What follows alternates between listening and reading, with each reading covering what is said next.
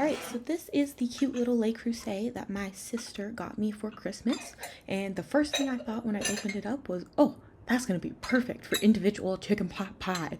And that is what sparked this whole chicken pot pie project. So at this point in the night, my filling is completely made. It's actually cooled down a little bit. And then my crust is ready to be shaped and in the fridge currently. So here I am filling up my little personal chicken pot pie pan. And then I go ahead and start filling up my super cubes.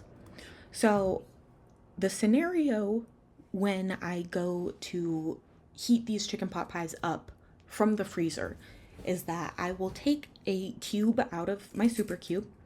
I will stick that frozen filling into my little Le Creuset. I'll pop that into the toaster oven while it's still frozen. It'll cook for about an hour, maybe 45 minutes-ish. And it will take about that time to melt and become warm and bubbly. Then I'll stir in my frozen peas, let it get nice and hot and super bubbly, get up to 400 degrees, and then I'll plop my little crust on top, and then I will have nice chicken pot pie that was very low effort. So I want to portion this filling out into my 1 cup super cube molds. I would recommend finding the spot in your freezer for the super cubes to be flat and just the space for them before you fill them up. It's a lot easier to move stuff around and make sure that you have space for it when the tray is empty than it is when it's full of liquid and it's sloshing around. So that's just my little trick. Now, because this filling is really thick, I'm just making sure I get all of the air bubbles out by tapping it, and that does actually create a bit of space, and so I go back in and top up the super cubes.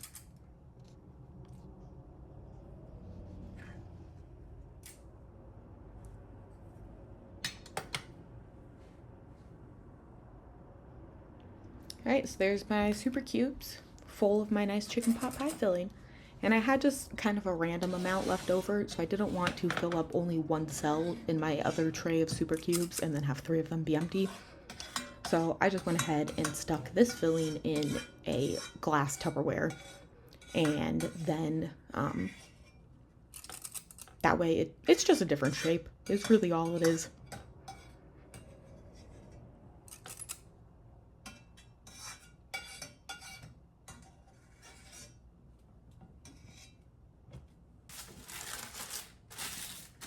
So now we're going to go ahead and deal with the pastry dough. So at this point, it has already been folded to create lamination several times. It was in the fridge, so it's nice and cold at this point. And now I'm just going to go ahead and roll it out to my desired thickness for the crust, and then cut it out to whatever shape I need.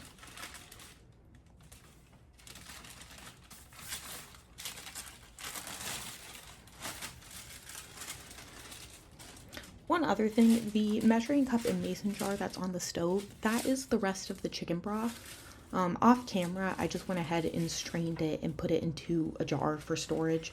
And I'm just letting it cool down so that when I put it in my fridge, it doesn't warm up my fridge.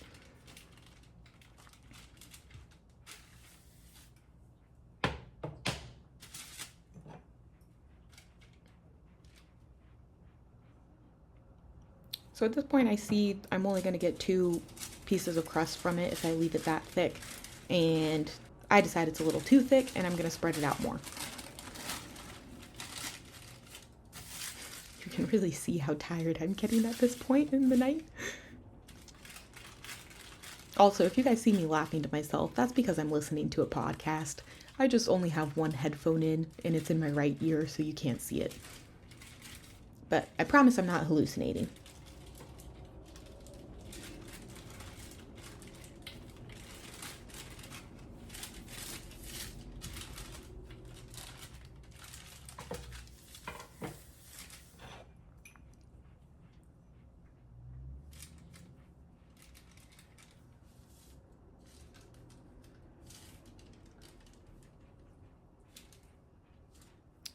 So at this point I am able to fit 3 round crusts in this section, and I decide that's good. It is a lot easier to work with the crust and move it around if it's chilled. So at this point, I go ahead and throw it back in the fridge for, I don't know, 15 minutes, 10 minutes, however long. And then I am going to start cutting it out. Now, you might be wondering why I don't just add more flour to this dough. The more flour you add, you run the risk of your dough becoming like chewy and tough and not light and fluffy.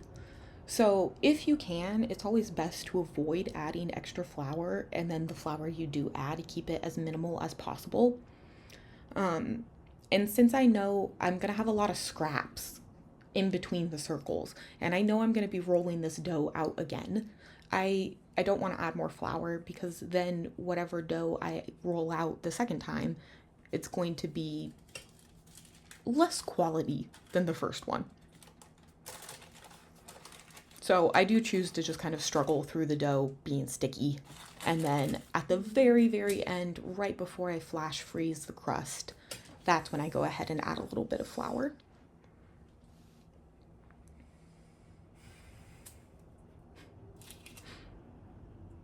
Here I am questioning all my life choices.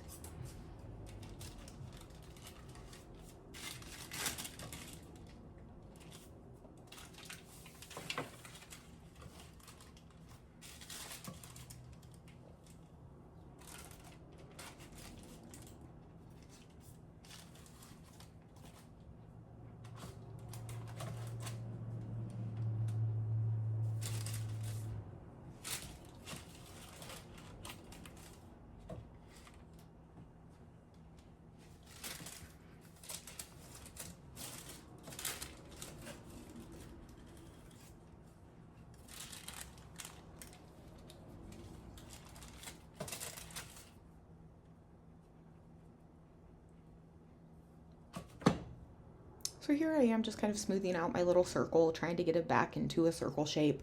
If it's not perfect, that's fine. Um, Honestly, I don't even really worry about it going all the way to the edge of the pan. I just want some flaky crust on top of my chicken pot pie in some capacity, and however it happens is good enough for me. Sometimes with gluten-free cooking, you kind of have to take what you can get.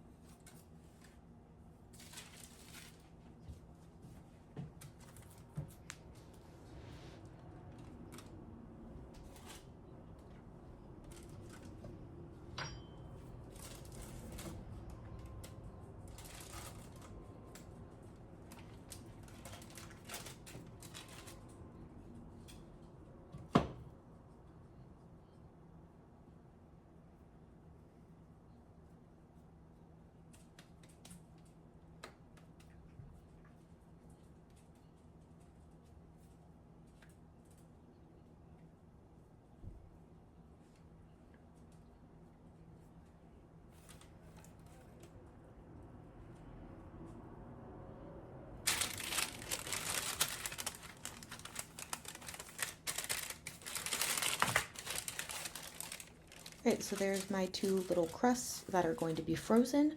So I'm sticking them in the freezer on a tray like that to flash freeze. And then the next day, or whenever I get around to it, I will take them off of that tray and put them in a Ziploc. But that way they don't stick to the Ziploc. And this is when my phone ran out of storage. So in a second here, you guys are going to see me actually make the chicken pot pie from frozen a few days later. But what I do here is I add the peas to my mixture, throw it back in the toaster oven at 400 degrees, let it get nice and hot. Then, oh, break for the croissants. Then I toss my little crust on top, put it back in the oven, let it get nice and golden brown, and then I get my chicken pot pie. And this is what it looks like. It turned out quite delicious, although I could have just been biased because it was very late and I was very hungry.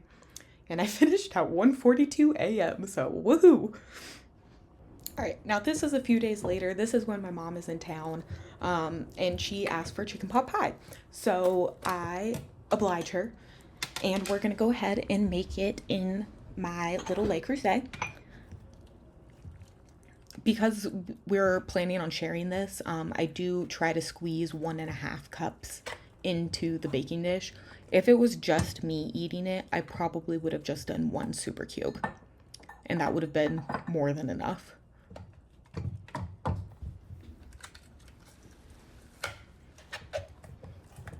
However, once I realized I'm not going to be able to fit 2 super cubes in the round baking dish, I do realize I'm going to have to cut it. It wasn't as hard to cut it as I was worried. It worked out pretty well, and it actually worked out great because I had to cut one of them to get it to fit into a quart-size Ziploc anyways. So here I am just cramming it in the baking dish. I do try to make sure that I get it all the way down in the baking dish, just so that way as it melts, it doesn't dribble down the side. So that's why I actually like shove it in all the way.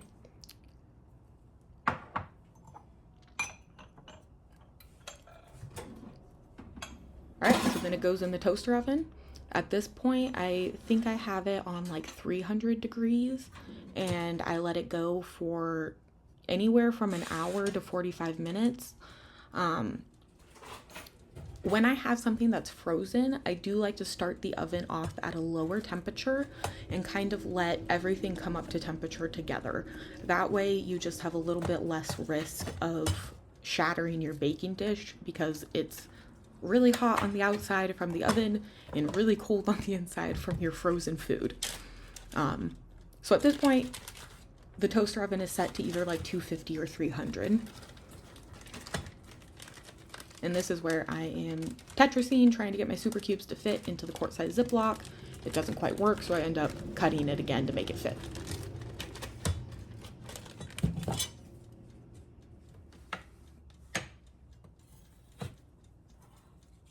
And this way, I can now wash my super cubes and use them for something else, which I do end up using them for the chicken broth that we made. And because there's not the space in between each of the cubes, you can fit them in your freezer a lot more space efficiently in a Ziploc. And make sure you label your Ziplocs.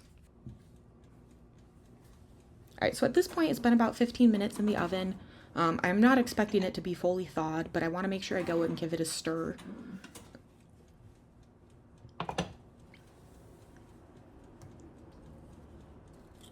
So this is where we're at.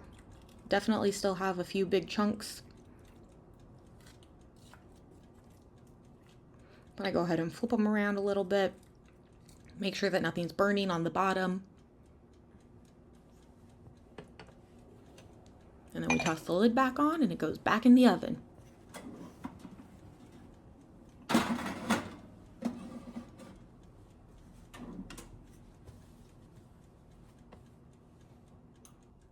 So it's been another 15 minutes or so, and we're gonna go ahead and check on our filling.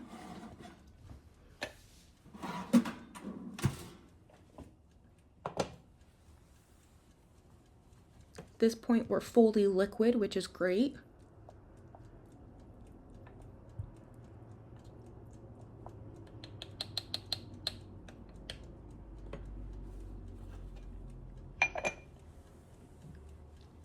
So now when I put this back in the oven, this is when I'm going to crank the temperature up to 400, and I want the filling to get nice and piping hot, because when we put the crust on top, we want the crust to immediately start cooking, not melt and then start cooking.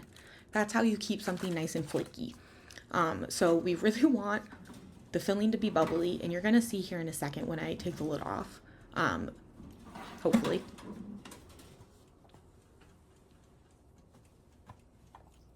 All right, so now we can see how steamy and around the edges of the pan were nice and bubbly.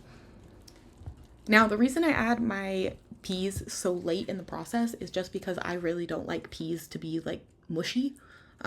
So I don't want them to be cooked once, then frozen, and then cooked again when they're thawed out. I just want them to be cooked the one time, and that's why I add them right at the end. So really they're just getting like warmed up, and then they're just cooking while the crust is cooking.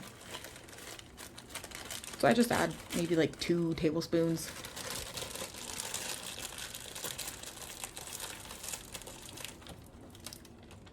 And then, like I said, we want everything to be at 400 degrees at this point. So since I just added something frozen to the filling, that's going to drop the temperature a bit. So I'm going to stick it back in the toaster oven for like 5 minutes maybe, just to let everything get nice and hot together again.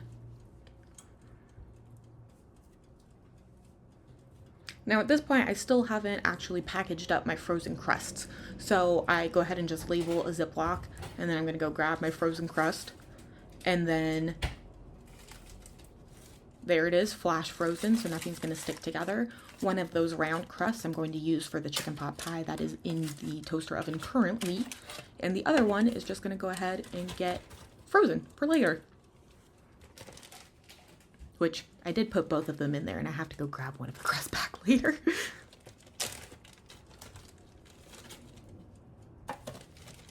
Now, it would have been better if I had taken the crust out of the freezer when I put the filling in the oven first, like 45 minutes ago, because then the crust would have had a chance to not be frozen, and I would have gotten a slightly better rise on it. But I forgot to do that, and it was just fine. It was nice and tasty and delicious. Perhaps if it had been me eating gluten up until 2 years ago and I was a recent celiac diagnosis, I might remember what normal crescent rolls tasted like. But I couldn't tell the difference. I was perfectly happy, and my mom really liked it too. And at this point, we're just cooking our crust until it's golden brown and tasty and delicious.